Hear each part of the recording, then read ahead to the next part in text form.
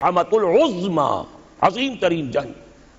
احادیث موجود ہے میری اس کتاب کے اندر، حوالوں کے ساتھ ہے، ٹیکسٹ کے ساتھ ہے. ویل للعرب من شر قد اقترب، ہلاکت اور بربادی ہے عرب کے لیے اس شر سے جو قریب آ چکا ہے. لیکن اب یہ بات تو پھر میرے اور آپ کے لیے ذرا دور کی ہو گئی. تیسری کڑوی بات اب آ رہی ہے. ابھی تو عربوں کی بات تھی نا. 120 کروڑ میں نے آپ کو بتایا تھا کہ مسلمان دنیا میں ہیں، ان میں 20 پلس 22-23 ہوں گے عرب ہیں، باقی 1 ارب 100 کروڑ یہ کون ہے؟ نان عرب، امیین. امیین نہیں، آخرین. امیین تو عرب ہیں. ان میں سے بقیہ میں سے سب سے بڑی مجرم قوم میں اور آپ ہیں. ہندوستان کا مسلمان نہیں، انڈونیشیا کا نہیں، ایران کا نہیں، ترکستان کا نہیں، افریقہ کا نہیں. 20 کروڑ عرب اور 10 پلس 11 ہیں یا 12 کروڑ ہیں، کتنے بھی ہیں پاکستانی. نمبر 2 مجرم. کیوں؟ انہوں نے ایک ملک بنوایا اسلام کے نام پر، لاکھوں انسانوں کی جانیں گئیں، ہزارہا عصمتیں لوٹی، کتنا بڑا تبادلہ آبادی ہوا، کتنی مسلمان عورتیں ہندوؤں کے قبضے میں رہ گئی. کس نام پر؟ ہمیں اسلام کے لیے ملک چاہیے. قائد اعظم نے فرمایا ہم اس لیے پاکستان چاہتے ہیں کہ اسلام کے اصول حریت و اخوت و مساوات کا ایک نمونہ عہد حاضر میں پیش کریں. 50 برس ہو چکے ہیں. نوٹ کر لیجئے. 2 حساب ہیں نا، ایک ہے شمسی، ایک ہے قمری. قمری کے حساب سے 50 برس ہو چکے، 9 مہینے زائد ہو چکے ہیں. شمسی حساب سے 50 برس میں 9 مہینے کم ہیں. بس اتنا ہی فرق ہے. اگلے اگست میں ہو جائے گا نا 50 برس کرسچین ایرا سے. 1997 1947 اگست تک کتنے مہینے رہ گئے؟ اور قمری حساب سے جو گزشتہ رمضان مبارک تھا اس کی 27ویں کو 50 مکمل ہو چکے، آگے 9 مہینے اور گزر چکے. ہم بالکل بیچ میں بیٹھے اس وقت. تو اسلام کہاں ہے؟ پاکستان بننے کے بعد ایمانداری سے دیکھیے کس چیز میں اضافہ ہوا ہے. بدمعاشی، عیاشی، جھوٹ، فحاشی، عریانی، بے پردگی، غبن، بد امنی، لوٹ مار، بڑے سے بڑے جرائم، گھناونے سے گھناونے جرائم، سب میں اضافہ. وہ اصول حریت و اخوت مساوات کہاں ہیں؟ ساری معیشت سود پر، اللہ اور اس کے رسول کے خلاف اعلان جنگ. آج ہم IMF کی ایک اسامی ہے، کورٹ آف وارڈ ہے. کتنے کھل کر باتیں ہمارے وزراء کر رہے ہیں. ہمارے لیے کوئی اور چارہ کار ہے ہی نہیں. میں ابھی سکھر میں تھا، وہاں ایک مذاکرہ دیکھنے کا مجھے موقع مل گیا ٹی وی پر. صاف کہہ رہے تھے وہ دانشور، وہ تو ہمارے لیے کوئی اور چارہ کار نہیں، ہمارے لیے مفید یہی ہے جو کچھ ہو رہا ہے. IMF ہی ہمیں بچائے گا، اور واقعتاً بچائے گا. کیوں بچائے گا؟ آپ کے لیے نہیں بچائے گا، اپنے لیے بچائے گا. اسے آپ کے اندر سے اپنا خون نکالنا ہے. اگر مرنے دیں گے تو خون کہاں سے لیں گے؟ They will keep you. لیکن رکھیں گے اسی طریقے سے کہ خون کشید کرتے چلے جائیں. کبھی بجلی کا کرایہ، کبھی گاڑیوں کا کرایہ، کبھی اس کا کرایہ، کبھی اس کا کرایہ، کبھی اس کا ریٹ، کبھی اس کا ریٹ، کبھی ڈاک کے ریٹ. خون چوسنے کے لیے یہ صورتحال جو ہے یہ ہماری آخر کس کی ہے؟ کس نے کیا یہ؟ کیا اللہ ظالم ہے؟ کیا ہم مجرم نہیں ہیں اس کے؟ یہ اجتماعی جرم. اور کوئی ملک اسلام کے نام پر نہیں بنا. اچھی طرح نوٹ کر لیجئے.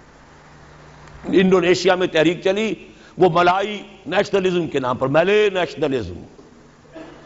عربوں نے انگریزوں سے نجات حاصل کی یا فرانسیسیوں سے، عرب نیشنلزم کے نام پر.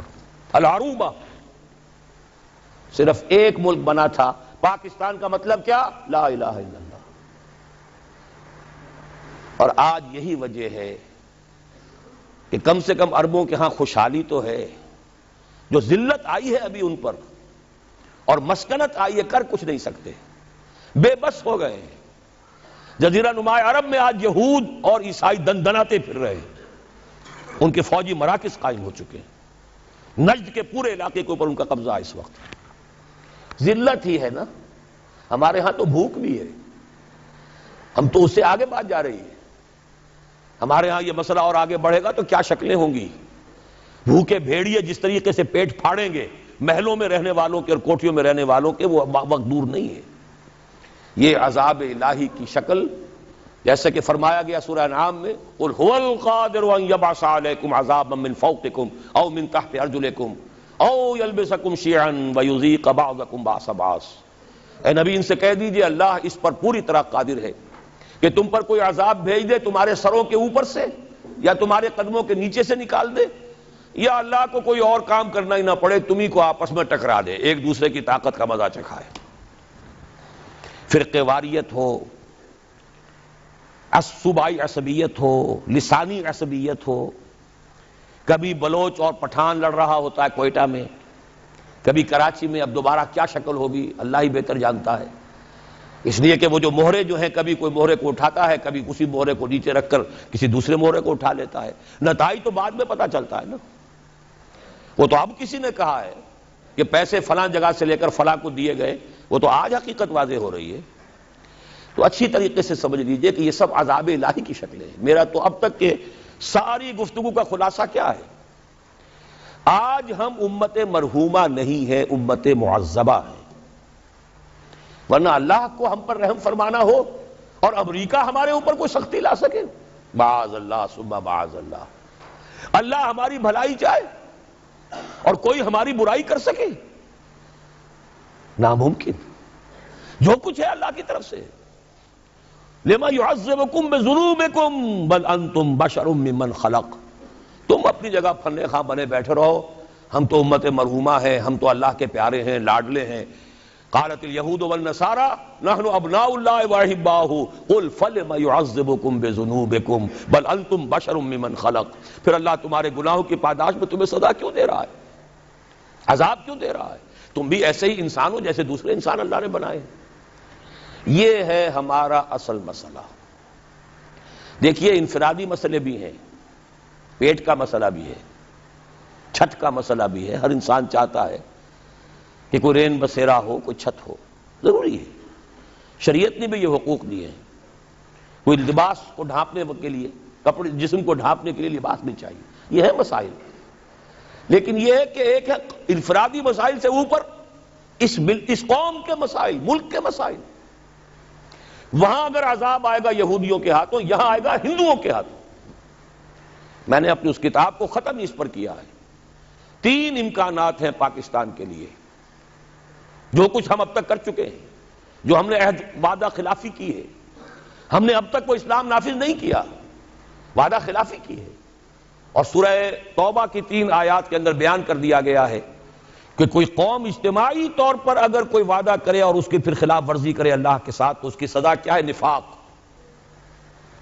منافقین کے بارے میں فرمایا وَمِنْهُمْ مَنْ عَاهَدَ اللَّهَ لَئِنْ آتَانَا مِنْ فَضْلِهِ لَنَصَّدَّقَنَّ وَلَنَكُونَنَّ مِنَ الصَّالِحِينَ فَلَمَّا آتَاهُمْ مِنْ فَضْلِهِ بَخِلُوا بِهِ وَتَوَلَّوْا وَهُمْ مُعْرِضُونَ فَأَعْقَبَهُمْ نِفَاقًا فِي قُلُوبِهِمْ۔ ان میں ایک لوگ وہ بھی ہیں منافقوں میں جنہوں نے اللہ سے عہد کیا تھا اگر ہمیں غنی کر دے گا، دولت مند کر دے گا، ہم خوب صدقہ خیرات نیک کام کریں گے۔ جب اللہ نے غنی کر دیا تو اب بخل سے کام لیا، وعدہ بھول گئے، وعدہ خلافی کی، اعراض کر لیا۔ اللہ نے ان کے دلوں میں نفاق کا مرض پیدا کر دیا۔ وہ نفاق باہمی ہے۔ آج قوم نہیں رہی، قومیتوں میں تقسیم ہو چکی، عصبیتوں میں تقسیم ہو چکی، نسلی عصبیتیں، قبائلی عصبیتیں، فلاں قبیلے کے فلاں سے جنگ ہو رہی ہے، فلاں کی فلاں سے جنگ ہو رہی ہے، بگٹیوں کا ان کے ساتھ معاملہ ہو رہا ہے، فلاں کا فلاں کے ساتھ معاملہ ہو رہا ہے، ہر سطح پر بدامنی، صوبائی ہے، لسانی ہے، مذہبی ہے، قتل و غارت، مسجدوں میں بم کے دھماکے ہیں اور دوسری عبادت گاہوں میں ہو رہے ہیں۔ یہ سارا کیا ہے اچھی طرح سمجھ لیجئے، نفاق باہمی۔ اور نفاق عملی کیا ہے؟ 3 چیزوں کو حضور نے فرمایا کہ جس کے اندر یہ ہو جائیں وہ کٹر منافق ہے، چاہے وہ نماز پڑھتا ہو، روزہ رکھتا ہو اور اپنے آپ کو مسلمان سمجھتا ہو، جب بولے جھوٹ بولے، جب وعدہ کرے خلاف ورزی کرے، امین بنایا جائے تو خیانت کرے، اب یہ تین اوصاف آپ دیکھ لیجئے ہمارے اس معاشرے میں جو جتنا بڑا ہے اکثر و بیشتر اللہ ماشاءاللہ اتنا ہی بڑا جھوٹا، اتنا ہی بڑا خائن، اتنا ہی بڑا وعدہ خلاف. یہ ہے ہماری اس وقت کی صورتحال. حل کیا ہے؟ دیکھیے حل، اب میں اوپر ہی سے چلوں گا. جب تک دنیا کے کسی ایک قابل لحاظ رقبے کے ملک میں پورے اسلام کے نظام کو قائم کر کے نہ دکھا دیا جائے کہ ہم اس قابل ہو جائیں کہ دنیا کو دعوت دیں کہ آؤ دیکھو یہ ہے اسلام، آؤ دیکھو یہ ہے محمد کا دین صلی اللہ علیہ وسلم. آپ دعائیں مانگتے ہیں اللہم انصر من نصر دین محمد صلی اللہ علیہ وسلم واجعلنا منہ واخذل من اعرض عن دین محمد صلی اللہ علیہ وسلم ولا تجعلنا معہ. کہیں تو دکھاؤ یہ دین ہے محمد کا صلی اللہ علیہ وسلم. کتابیں نہیں پڑھیں گے وہ، کتابوں میں تو اچھی سے اچھی باتیں لکھی جا سکتی ہیں. کیا ہے یہ کہو کہ حضور ایسے تھے اور صحابہ ایسے ہیں، پدرم سلطان بود بھائی ہوں گے، تم کیا ہو؟ تھے تو آبا وہ تمہارے ہی مگر تم کیا ہو؟ ہاتھ پر ہاتھ دھرے منتظر فردا ہو. جب تک کسی ایک ایسا نہ ہو کہ کوئی چھوٹا سا گاؤں ہو، کوئی جزیرہ ہو، سائزیبل ملک ہو، درمیانی درجے کا ملک ہو جس میں وہ نظام قائم کر کے دکھایا جائے. The political socio economic system of خلافہ جو محمد عربی صلی اللہ علیہ وسلم نے قائم فرمایا، اس کا سیاسی نظام کیا تھا، اس کا قانونی نظام کیا تھا، اس کا عدالتی نظام کیا تھا، اس کا زمین کا بندوبست کیا تھا، اس کا مالیاتی نظام کیا تھا، اس میں غرباء کی کفالت کا نظام کیا تھا. یہ سارا نظام اگر آپ قائم کر کے نہیں دکھاتے تو اس کا مطلب یہ ہے کہ آپ اللہ کی ریپرزنٹیشن کا حق ادا نہیں کر رہے. You are the representatives of Allah on this earth. کتاب آپ کے پاس ہے، قرآن آپ کے پاس ہے، نبی کے نام لیوا ہی نہیں، ٹھیکیدار آپ ہیں. سارے نبیوں سے افضل ہمارا نبی، سارے نبیوں سے افضل ہمارا نبی. یہ ترانے گانے سے تو نہیں بات بنتی. ذرا ان کا کوئی کردار، ان کے جھلک کوئی اپنے اخلاق میں، اپنے کردار میں بھی تو دکھاؤ، اپنے معاشرے میں بھی تو دکھاؤ. یقیناً افضل ہیں، اس میں کیا شک ہے. سید البشر ہیں، افضل المرسلین ہیں، اکمل الرسل ہیں، خاتم النبیین ہیں، کیا شک ہے اس میں. لیکن دکھاؤ تو صحیح بھائی. تو جب تک ہم یہ نہیں کرتے ہم مجرم ہیں. ہماری سزا شکلیں بدلے گی، پڑھتے رہیں گے کوڑے. اچھی طرح سن لیجیے. کبھی وہ کوڑا افغانستان میں ہوگا، کبھی وہ کشمیر میں ہوگا، کبھی اریٹریا میں ہوگا، کہیں فلپائنز میں ہوگا، کبھی چچنیا میں ہوگا، کبھی بوسنیا میں ہوگا، کبھی صومالیہ میں ہوگا، کبھی کہیں اور ہوگا، کبھی عراق میں ہوگا. وہ کوڑے پڑتے رہیں. ہے تو ایک ہی جسد ہے نا امت محمد کا. جہاں تک ذلت ہے، مسکنت ہے، بے وقاری ہے، وہ تو پوری امت کی ہے. باقی تو وہ اضافی کوڑے ہیں نا. ذلت تو ہے ہی ہے، ذلیل تو ہے ہی ہے، کوئی حیثیت ہماری ہے ہی نہیں. پوری دنیا کو کنٹرول کرنے والے G15 یا G7، اور کوئی مسلمان ملک جیسے ہم کہتے ہیں نہ 3 میں نہ 13 میں، نہ G15 میں ہے اور نہ G7 میں. کنٹرول تو وہ کر رہے ہیں. سیکیورٹی کونسل اور اس میں ویٹو ہے کسی مسلمان کے پاس. ایٹم بم پاکستان کو سب سے زیادہ جو اس وقت مورچہ بنایا ہے، کیوں بنایا ہے؟ یہاں اندیشہ ہے ایٹم بم کا.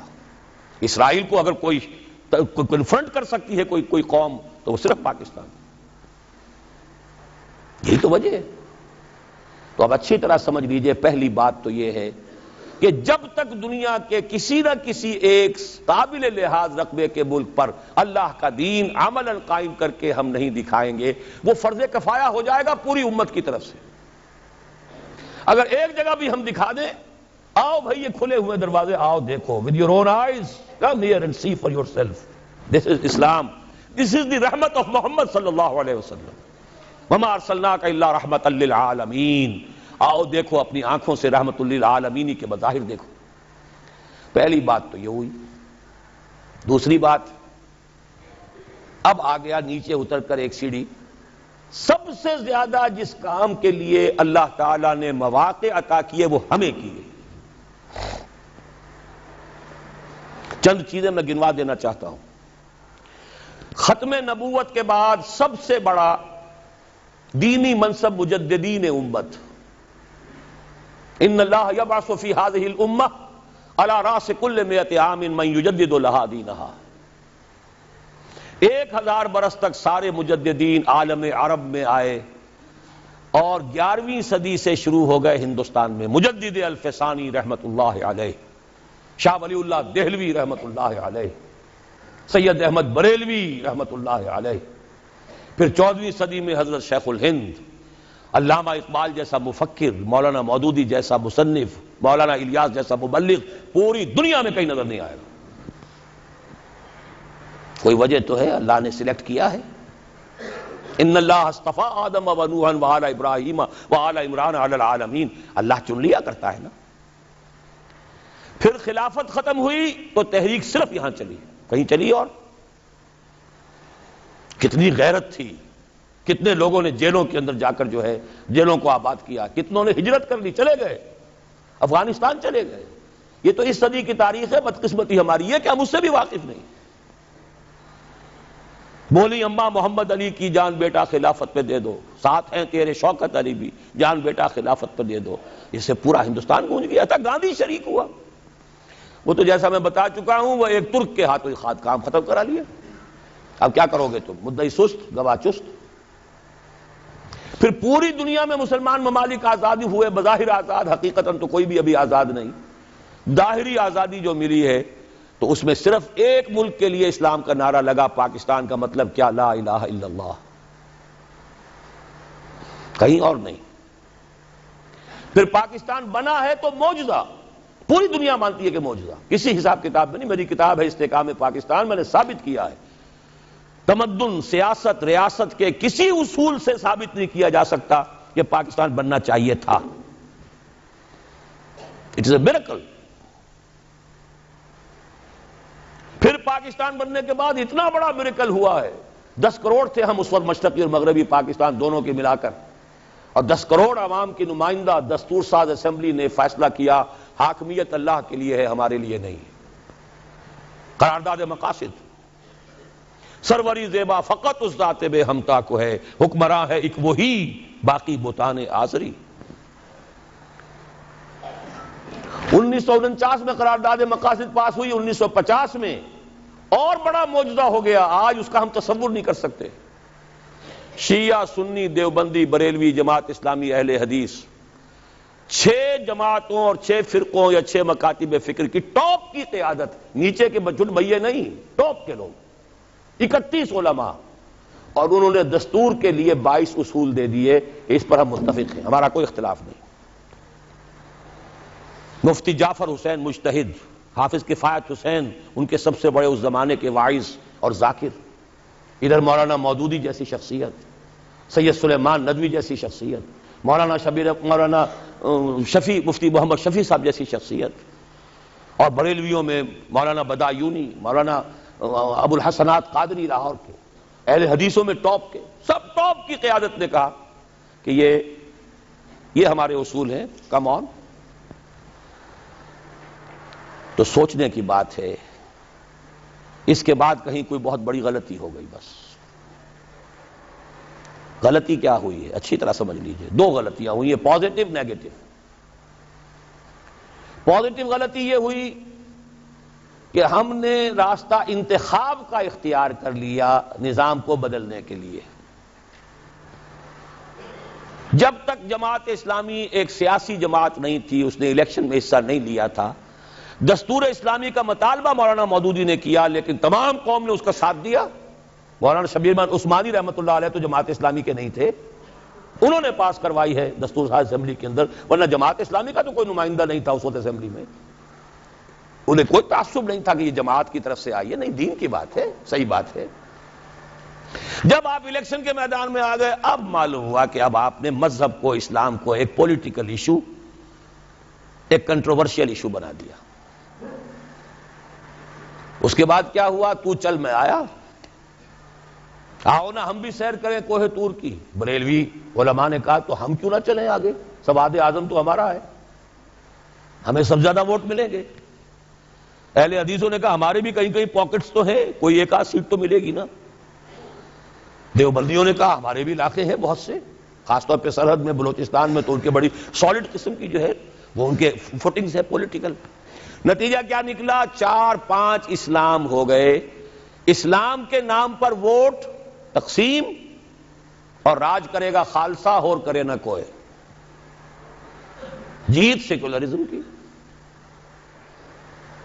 سیدھی سیدھی باتیں ہیں، یہ سمجھنے کی باتیں ہیں. اگر نہیں سمجھیں گے تو سیدھے راستے پہ دوبارہ نہیں آ سکتے. نیگیٹو جو بات میں کہہ رہا ہوں وہ کیا تھی؟ دیکھیے سن 62 میں ایوب خان پہلا فوجی عامر اس ملک کا، اس نے آئلی قوانین بنائے. آئلی قوانین کو پھر میں گنوا رہا ہوں، دیوبندی، بریلوی، اہل حدیث، جماعت اسلامی، شیعہ، سب کی ٹاپ قیادت نے کہا کہ یہ دخل اندازی ہے اسلام میں، شریعت میں، یہ روز غلط ہے. بعض چیزیں ٹھیک ہے، بعض نہایت غلط ہے. لیکن یہ کہہ کے رہ گئے، ایجیٹیشن نہیں کیا. ایجیٹیشن کیا تو جمہوریت کے لیے کیا. یہ نہیں کہ نہیں یہ مذہبی مسئلہ ہے، یہ دین کا مسئلہ ہے، اس پر جمع ہو کر ایجیٹیشن کیا جائے، جانے دی جائے. اس کے کنٹراسٹ میں دیکھیے ہندوستان کا مسلمان شاہ بانو کیس حکومت کی طرف سے نہیں تھا، ایک عدالت کا فیصلہ آیا، شریعت اسلامی میں دخل اندازی ہو گئی پرسنل لاء میں، مسلم پرسنل لاء بورڈ بن گیا، ساری جماعتیں جمع ہو گئی، وہ تحریک چلائی ہے، کئی 100 مسلمانوں نے جانیں دے دی. بالآخر راجیو کی حکومت، خود راجیو کو گھٹنے ٹیک کر یہ قانون پاس کرانا پڑا لوک سبھا سے کہ ہندوستان کی کوئی عدالت انکلوڈنگ سپریم کورٹ مسلمانوں کے فیملی لاز میں دخل نہیں دے سکتی. ایک وہ ہے جنہیں تصویر بنا آتی ہے، ایک ہم ہیں کہ لیا اپنی بھی صورت کو بگاڑ.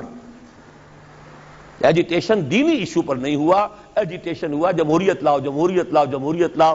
وہ جمہوریت آئی تو ذوالفقار علی بھٹو کی آئی.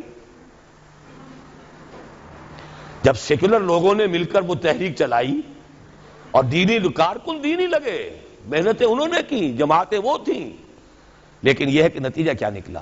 ایوب خان کی ٹانگ گھسیٹی گئی، بھٹو صاحب آ گئے. بھٹو کی ٹانگ گھسیٹی، ماشاء اللہ صاحب آ گئے. ماشاء اللہ کا کوئی معاملہ ختم ہوا. پھر یہ ہے وہ ایک وشس سرکل جس میں ہم گرفتار ہیں.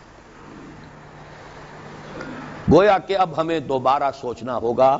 جو وقت بھی میں کہہ رہا تھا، بات رک گئی میری اس وقت کہ میں نے اپنی اس کتاب کو معین کیا ہے، ختم کیا ہے، سابقہ اور موجودہ مسلمان امتوں کا ماضی، حال اور مستقبل. یہ 3 امکانات ہیں پاکستان کے لیے. میں نہیں جانتا کہ کیا شکل ہوگی.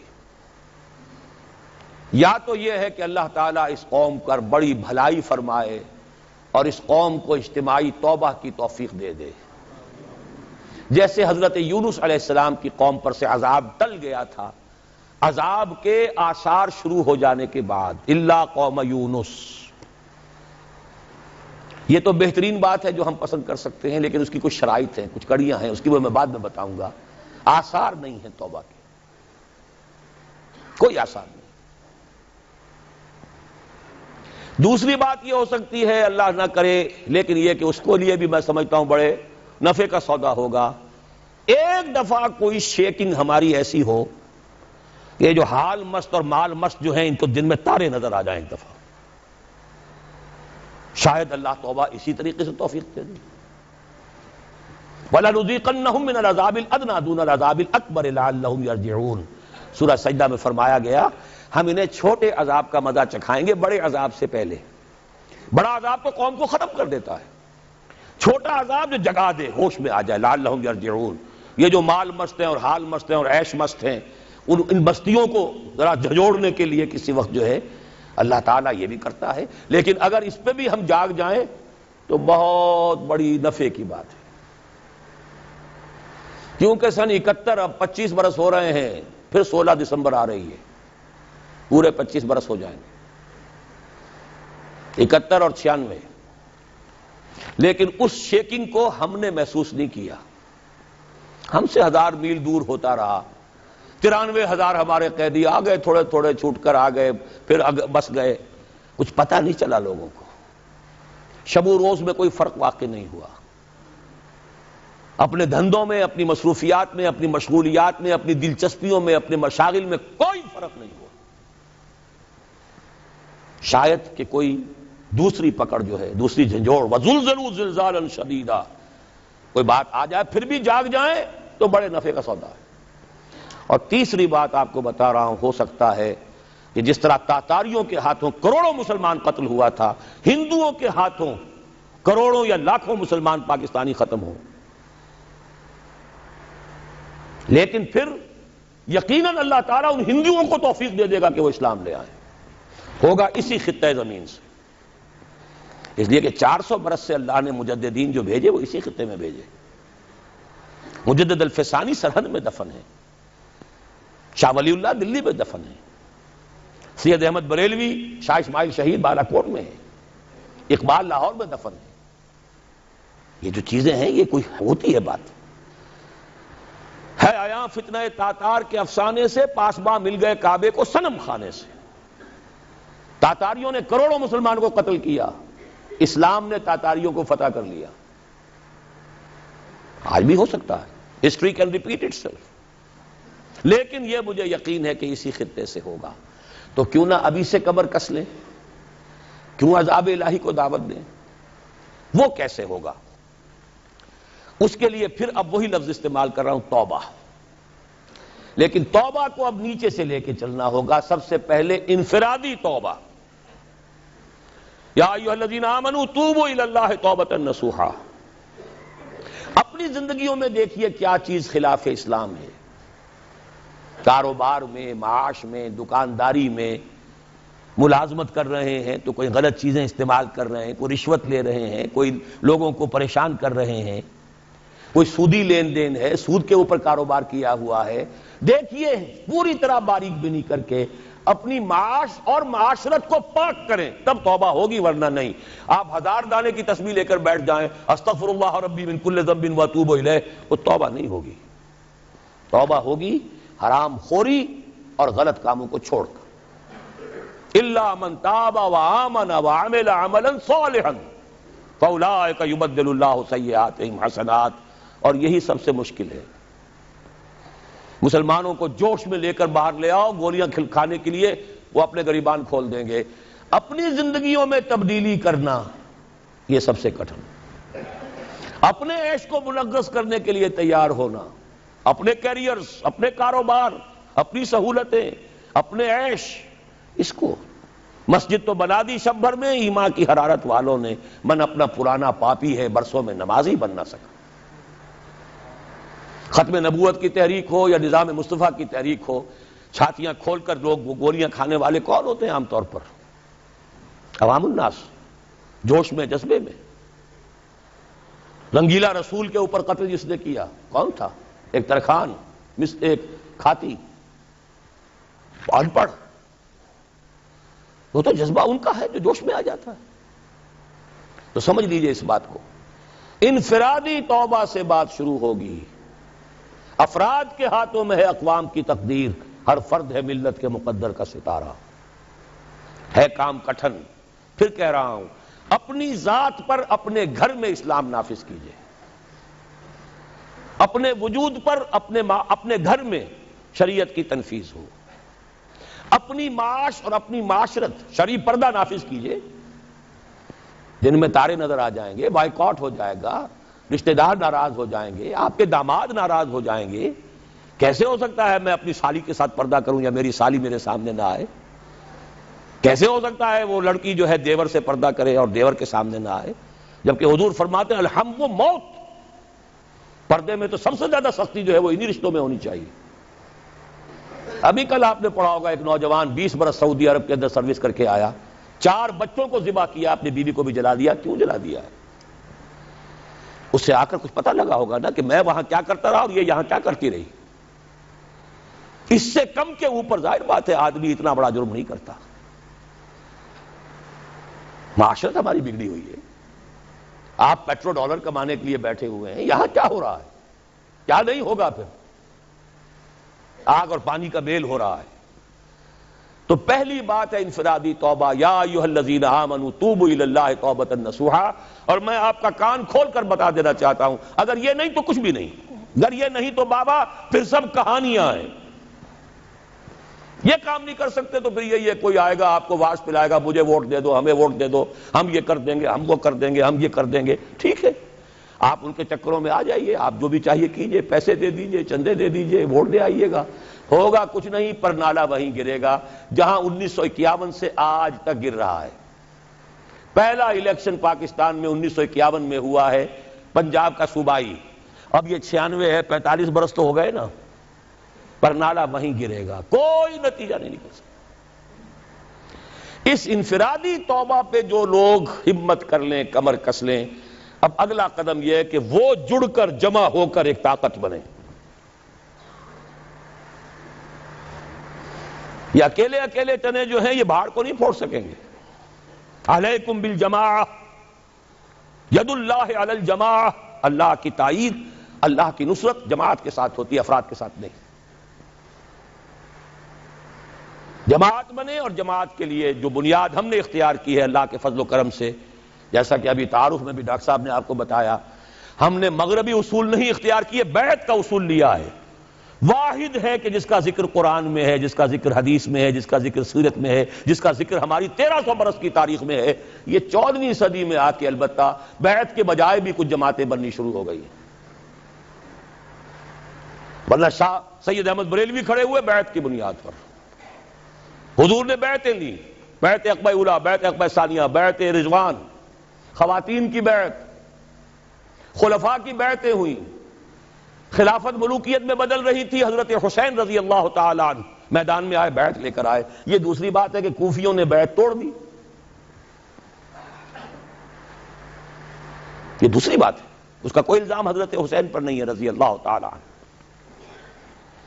پھر ہمارے ہاں اگر سیرت اور کردار اور تزکیہ نفس کے لیے تو بھی بیعت، مرشد سے بیعت، بیعت ارشاد۔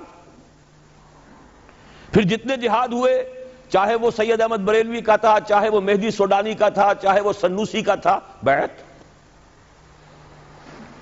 14ویں صدی کے مجدد اعظم شیخ الہند نے یہ مشورہ دیا تھا کہ فلاں شخص کے ہاتھ پر علماء کرام بیعت کر کے امام الہند مان لیں، وہ مشورہ نہیں مانا گیا۔ نومبر 1920،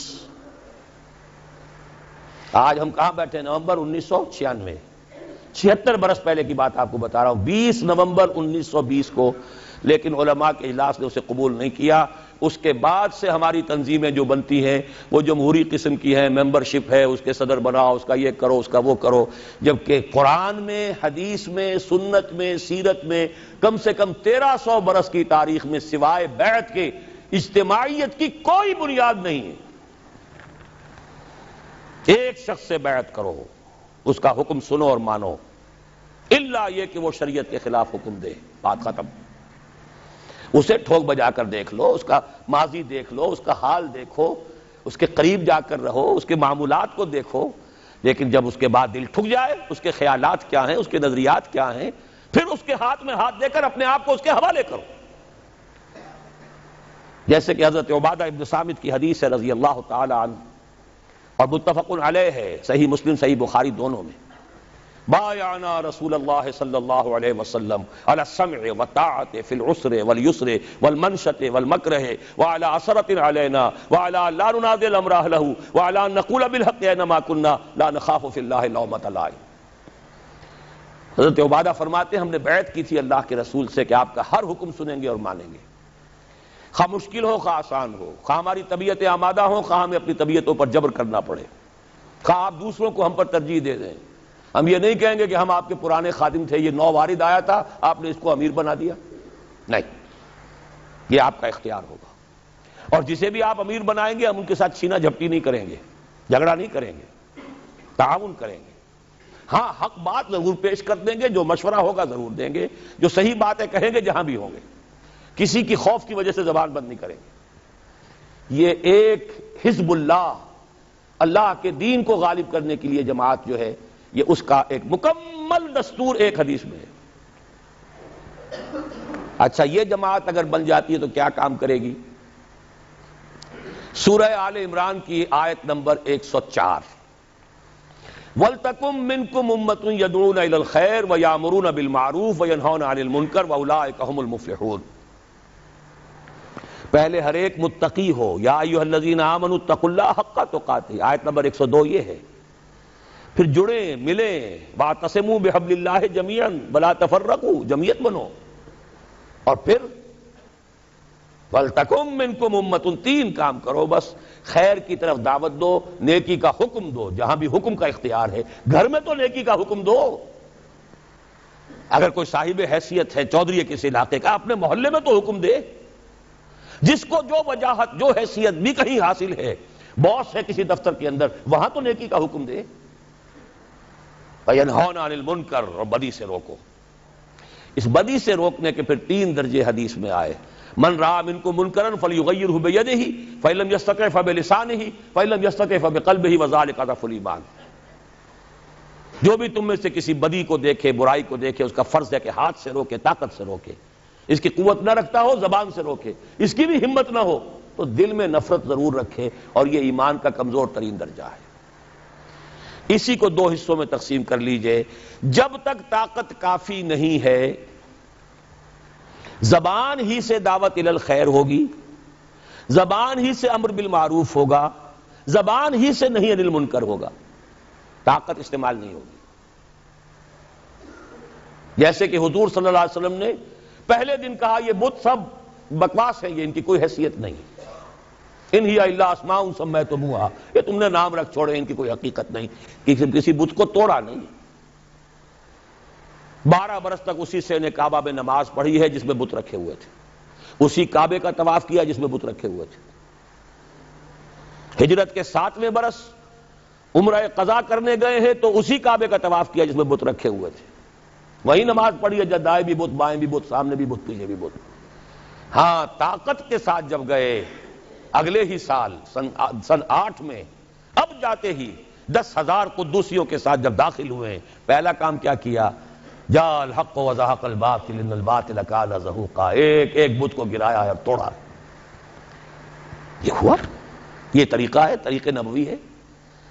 اس موضوع پر میری کتاب جو ہے خطبات خلافت، جو میں نے شروع یہیں کیے تھے، کیونکہ خالق دینہ ہال میں جو پہلی تحریک چلی تھی خلافت کی، وہ احتجاجی تحریک تھی کہ انگریز کیوں سازش کر رہے ہیں ہماری خلافت کو ختم کرنے کی۔ اس میں جو ہمارے اکابرین تھے، اس میں مولانا محمد علی جوہر تھے، مولانا حسین احمد مدنی تھے، مولانا ابوالکلام آزاد تھے، ان پر مقدمہ خالق دینہ ہال میں چلا تھا، جس پر سے آپ گزرتے رہتے ہوں گے بندر روڈ پر۔ وہیں سے میں نے 3 سال پہلے خطبات خلافت کا آغاز کیا تھا، 4 دن خطبات تھے۔ پھر یہ خطبات میں نے کراچی کے بعد لاہور، پشاور، راولپنڈی اور نہ معلوم کوئٹہ کہاں کہاں دیے ہیں۔ اب وہ کتابی شکل میں بھی شائع کر دیے گئے خطبات خلافت کے نام سے، اور اس کے آخر میں یہ طریقہ کار بھی پورا میں نے بحث کر دی ہے کہ طریقہ کار کیا ہے۔ جب تک طاقت کافی نہیں ہے زبان، جب طاقت کافی ہو جائے گی ایجیٹیشن، گھیراؤ، جلاؤ نہیں، گھیراؤ، وکٹنگ، اب نہیں ہونے دیں گے، یہ حرام کام ہے، نہیں ہونے دیں گے، اس اڈے کو نہیں چلنے دیں گے، ہم بیٹھے ہیں یہاں، پہلے ہم پر گولیاں چلاؤ، یہ سودی کاروبار بینک کا نہیں چلنے دیں گے، یہ اخباروں کو نہیں نکلنے دیں گے ان ننگی تصویروں کے ساتھ۔ آخر ایم کیو ایم نے بند کر دیا تھا ناطقہ کے نہیں، جنگ کا۔ طاقت ہو، جلاؤ کی ضرورت نہیں، گھراؤ تو کرو۔ اہل تشیع نے 50,000 جا کر جو گھراؤ کیا تھا ضیاء الحق صاحب کی سیکریٹریٹ کا، اور ان سے کتنا بڑا فیصلہ کروا لیا تھا کہ اہل تشیع جو ہے وہ زکوٰۃ آرڈیننس سے مستثنیٰ رہیں گے۔ گھیراؤ کیا ہے، چیف مارشل ایڈمنسٹریٹر کی ناک رگڑوا لی ہے، یا گولی چلاتا، ہزاروں جانیں دے دیتے، کیا ہوتا؟ فوج میں بھی اہل تشیع ہے، پولیس میں ہے، بیوروکریسی میں، ہر جگہ ہے، کیا آگ لگتی؟ لہذا وہ سمجھدار آدمی تھا، اس نے مونچھ بھی نیچی کر لی، ناک بھی رگڑ دی، اور وہ چیف مارشل ایڈمنسٹریٹر، حالانکہ ابھی مارشل اللہ بوڑھا نہیں ہوا تھا، صرف 3 سال کی عمر تھی، 77 میں آئے تھے اور 80 کا یہ واقعہ ہے۔ منوائی کی نہیں بات؟ یہ جو غیر مسلح ہے ایجیٹیشن، اور اس کی آخری شکل آئی ہے غیر مسلح بغاوت، سول ڈس اوبیڈینس، جو ایرانیوں نے کر کے دکھائی ہے۔ انتخابات کے ذریعے سے قیامت تک وہاں اسلام نہیں آ سکتا تھا، نہ محض دعوت و تبلیغ سے آ سکتا تھا کہ بس دعوت، اچھی اچھی باتیں، میٹھی میٹھی باتیں سنائے جاؤ، 20-20 لاکھ کے مجمع جمع کیے جاؤ، اس سے اسلام آ جائے گا، نہیں آئے گا۔ اگر آ سکتا ہوتا تو محمد الرسول اللہ تو کبھی بھی ہاتھ میں تلوار نہ لیتے، کسی مسلمان کا خون تو کجا، کسی کافر کا خون بھی زمین پر نہ گرنے دیتے۔ ان سے بڑا مبلغ، ان سے بڑا مربی، ان سے بڑا مزکی، ان سے بڑا معلم کون ہوگا؟ نہیں، طاقت کا وقت آتا ہے۔ البتہ طاقت دو طرفہ کی بھی ہوتی ہے، یقاتلون فیقتلون ویقتلون، اللہ کی راہ میں قتال کرتے ہیں، قتل ہوتے بھی ہیں، قتل کرتے بھی، ایک طرفہ بھی ہے جو کہ ایرانیوں نے کر کے دکھائی ہے۔ اس پر تفصیل سے بحث میری اس کتاب میں موجود ہے کہ حالات میں کیا فرق ہو گیا ہے۔ آج حکومتیں ہیں، ان کے پاس فوجیں ہیں، ان کے پاس پولیس ہے، ان کے پاس ایئر فورس ہے۔ حافظ الاسد نے ایئر فورس کے ذریعے سے شہر ہما اڑا کے رکھ دیا تھا، کئی ہزار جو ہیں اخوانی ایک دن میں ختم کیے۔ خود پاکستان 2 مرتبہ بلوچستان میں ایئر فورس استعمال کر چکا ہے۔ ابھی جو ہوئی تھی مالاکنڈ کی تحریک، اس میں بھی ہیلی کاپٹرز استعمال ہوئے۔ تو یہ نہتوں کے خلاف اتنی طاقت جو ہے، ہاں نہتہ میدان میں نکل آئے تو پھر فوج کو بھی ایک وقت تک تو وہ گولی چلاتی ہے، پھر سوچنا پڑتا ہے یہ میری اپنی قوم ہے۔ بھٹو صاحب نے کہا تھا کہ میری کرسی بہت مضبوط ہے، کہاں مضبوط ثابت ہوئی تھی؟ وہ مضبوطی تھی تو فوج کے بل پر تھی۔ جب فوج نے کوڑا جواب دے دیا کہ no more killings, we are not going to shoot any more, go and have a political settlement, تو بیٹھنا پڑ گیا کہ نہیں؟ کرسی ختم ہو گئی تھی کہ نہیں؟ یہی خطرہ ہو رہا تھا شاہ ایران کو کہ اب یہ فوج جو ہے جس نے 20-30 ہزار تو مار لیے ایرانی، لیکن یہ کہ اب یہ ان کا رخ میری طرف ہو جائے گا، بھاگا ہے وہاں سے، وہاں اس کا اسلحہ ختم تو نہیں ہو گیا تھا۔ یہ ہے راستہ اس ملک میں اسلام کو لانے کا۔ اب نوٹ کر لیجئے، اگر ہم یہ کام کرتے ہیں تو میرا تجزیہ یہ ہے کہ پورے عالم اسلام میں ہم ہی اس کے لیے سب سے زیادہ مستحق ہیں۔ ان تتوبا الی اللہ فقد سقط قلوبکما، پوری 400 برس کی تاریخ، اس 14ویں صدی ہجری کے عظیم واقعات، تحریک پاکستان، تحریک خلافت، قرارداد مقاصد، یہ پورا بیک گراؤنڈ ملک بنا ہے۔ احادیث میں خبریں موجود ہیں کہ وہ جو آخری شو ڈاؤن ہوگا مڈل ایسٹ میں، جب دجال یہودیوں کا بہت بڑا لیڈر ظاہر ہوگا اور وہ کہے گا میں مسیح ہوں، اور اس وقت جب مسلمانوں کے اوپر بہت سختی آئے گی، ویل للعرب من شر قد اقترب، تو اس وقت جو ہے ایک شخص کو اللہ تعالیٰ امت میں سے اٹھائے گا جو اہل عرب کا لیڈر بنے گا، وہ ہوں گے حضرت مہدی۔ لیکن حضرت مہدی کو مددگار جو ملیں گے وہ مشرق کی طرف سے آئیں گے۔ عرب قوم کھوکھلی ہو چکی ہے، ان میں دم نہیں ہے، دولت نے، عیاشیوں نے انہیں کھوکھلا کر دیا ہے۔ تقریباً پوری عرب قوم کا حال یہ، دولت جو ہے ان کے لیے بہت بڑا ایک اللہ تعالیٰ کی طرف سے عذاب کی شکل ثابت ہوئی۔ اونچے اونچے محل بنا رہے، تطاولون فی البنیان، لیکن جو حالت ہے وہ سب کے سامنے بودے۔ لہذا الفاظ ہیں یخرجون الناس من المشرق یؤطئون للمہدی یعنی سلطانہ، جب مہدی کا ظہور ہوگا عالم عرب میں تو ان کی مدد کے لیے، ان کی حکومت کو قائم کرنے کے لیے فوجیں مشرق سے آئیں گی، اور پاکستان بھی تو مشرق میں ہے عرب کے۔ میرے عرب کو آئی ٹھنڈی ہوا جہاں سے، میرا وطن وہی ہے، میرا وطن وہی ہے۔ لیکن یہ کہ اہل پاکستان ذرا بھول گئے تھے، بھٹک گئے تھے، کبھی بھولی ہوئی منزل بھی یاد آتی ہے راہی کو۔ اب آپ اپنے اس سبق کو یاد کیجئے، جو باتیں میں نے آج عرض کی ہیں ان پر غور کیجئے، سوچئے، سوچ بچار کیجئے۔ تنظیم اسلامی، تحریک خلافت فوری طور پر ہمارے ساتھ شامل ہونا چاہیں، بیعت کا معاملہ جو ہے ثقیل نظر آئے تو معاون تحریک خلافت کا فارم پر کیجئے، ابھی اس میں بیعت کی ضرورت نہیں ہوتی، لیکن اور قریب آ کر دیکھیے۔ اگر آپ کو ہمارے خلوص اور اخلاص پر اعتماد ہو، اگر آپ کو ہمارے خیالات اور نظریات سے اتفاق ہو تو پھر شامل ہو جائیے۔ پھر اس کے من انصاری اللہ، کون ہے میرا مددگار اللہ کی راہ میں؟ میں تو اسی کے لیے گھوم رہا ہوں، اسی کے لیے پھر رہا ہوں، اسی کے لیے 1970 میں میں نے 71 میں اپنا پروفیشن چھوڑ دیا تھا۔ آج 25 برس پورے ہو چکے، بلکہ 26 ہو گئے، 96 ختم ہو رہا ہے اور وہ تھا 71 کا شروع۔ میں تو اس کے بعد سے 57 کا MBBS کیے ہوئے ہوں، لیکن میں نے چھوڑا ہے۔ کیا کیا ہے آپ کو بھی معلوم ہے، ایک ہی نام میرا جو ہے مشہور ہوا، قرآن مجید کا کوئی دیوانہ ہے، قرآن کا مدرس ہے، درس قرآن ہے، چاہے وہ کبھی ہو رہا ہو بڑے بڑے آڈیٹوریمز میں، کہیں چھوٹی چھوٹی مسجدوں میں، کہیں چھوٹے ہالوں میں، کہیں ہماری اکیڈمی بن گئی ہے تو اس میں، لیکن یہ کہ کبھی موقع ملا تھا تو الہدا، وہ جو ہے 15 مہینے مسلسل جو ہے الہدا، اور وہ پورے ملک کے ٹیلی ویژن اسٹیشنوں سے ٹیلی کاسٹ ہوا۔ یہ سب کچھ کام میں نے کیا قرآن کا۔ قرآن کے ذریعے سے لوگوں کو کھینچو، انہیں پھر جمع کرو بیعت کے ذریعے سے، قرآن تبدیلی برپا کر دے گا۔ جیسے کہ ڈاکٹر صاحب کہہ رہے تھے کہ یہ قرآن وہ شے ہے جب اندر اترتا ہے تو بدل دیتا ہے انسان کو، چوں بجاں در رفت جہاں دیگر شبد، جہاں چو دیگر شد جہاں دیگر شبد۔